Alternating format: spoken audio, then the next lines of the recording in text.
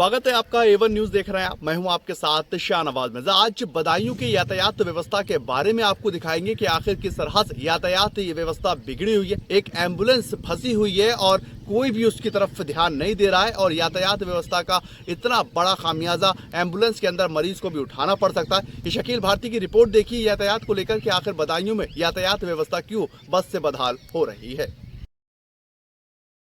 तस्वीरें दिखा रहे हैं बदायूं के जिला चिकित्सालय के ठीक सामने जो एक एम्बुलेंस जो है वो फंसी हुई है। आप तस्वीरों में देख रहे हैं ये जिला चिकित्सालय का मेन गेट है। यहाँ से मरीजों का आना जाना लग रहता है। वजह ये साफ निकल के आ रही है कि जो ई रिक्शा वाले हैं, टेम्पो वाले हैं, ये अस्पताल गेट के पास में अपने वाहन खड़ा कर देते हैं सवारियों के इंतजार में, और वहीं से जब एम्बुलेंस कोई आती है या गुजरती है या अंदर जाती है तो फंस जाती है। तो ये एक बहुत बड़ी सवाल बना हुआ है, क्योंकि अगर कोई एक्सीडेंट का केस आता है या कोई हार्ट अटैक का मरीज आता है या कोई डिलीवरी का मरीज आता है, तो ऐसी स्थिति में जो है वो रास्ता बिल्कुल साफ होना चाहिए। लेकिन यहाँ पर ये आप देख रहे हैं तस्वीरों में कि किस तरीके से जो है वो एम्बुलेंस फंसा हुई है और एक पुलिसकर्मी इसको ट्रैफिक को साफ करने की कोशिश कर रहा है। लेकिन इसमें आम जनता का भी कहीं न कहीं दोष है, क्योंकि यातायात नियमों का पालन नहीं जनता करती है। उल्टी-सीधी गाड़ियाँ बीच में घुसेड़ देते हैं जल्दबाजी के चक्कर में, और फिर जाम की स्थिति पैदा हो जाती है।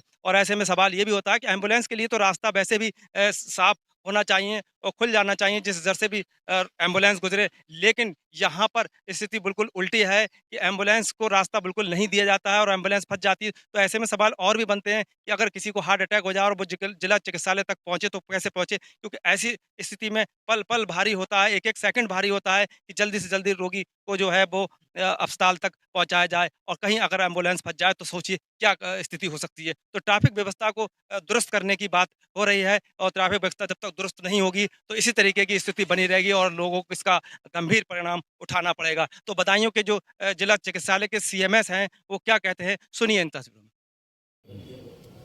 सवाल तो पूछिए। ये जाम जो अस्पताल गेट के पास में लग जाता है, तो क्या है और किस तरीके के जाम से लोगों को, रोगियों को निजात मिले? चूँकि ओपीडी आवर्स में खूब सारे मरीजों का आवागमन होता है, बहुत सारे मरीज ई रिक्शा और रिक्शा से आते हैं, तो सवारियों को प्राप्त करने के लालच में रिक्शा, ई रिक्शा और अन्य वाहन सड़क पर अस्पताल के गेट पर जगह घेर लेते हैं, खड़े हो जाते हैं, टुकुर टुकुर सवारी को देखते रहते हैं ताकि उन्हें सवारी मिल जाए और उनकी रोजी रोटी अच्छे से आमदनी हो जाए। इस कारण कभी कभी यातायात का व्यवधान हो जाता है, जिसमें मरीज को भी अंदर लाने में कठिनाई हो जाती है। ऐसे में प्रशासन से अनुरोध करेंगे कि अस्पताल के गेट पर, सड़क पर जो ओपीडी टाइमिंग में वाहन, रिक्शा, ई रिक्शा, साधारण रिक्शा खड़े हो जाते हैं सवारियों के लालच में, उनके लिए कुछ व्यवस्था कर दे प्रशासन।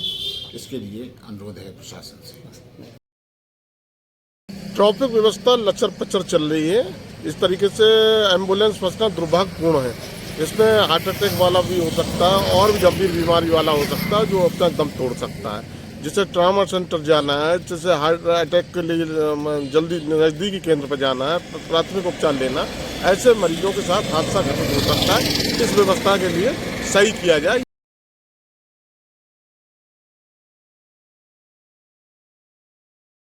ARTO रामबचन गुप्ता प्रशासन बदायूं की ओर से समस्त देशवासियों को, बदायूं वासियों को होली की पावन बेला पर हार्दिक शुभकामनाएं। साथ ही भाईचारे के साथ होली खेलें और मनाएं।